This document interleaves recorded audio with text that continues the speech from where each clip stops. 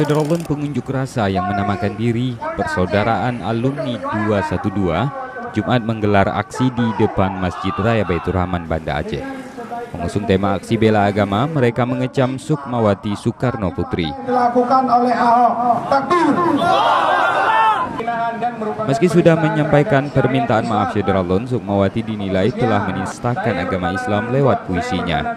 Kepada pihak kepolisian, peserta aksi berharap anak Presiden pertama Republik Indonesia itu tetap diproses secara hukum. Puisi tersebut berisi materi yang bersifat penghinaan dan merupakan penistaan terhadap syariat Islam.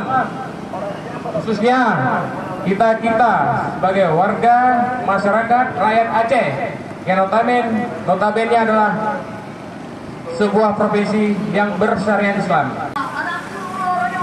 Dari Banda Aceh, Muhammad Ansar, Serambi On TV.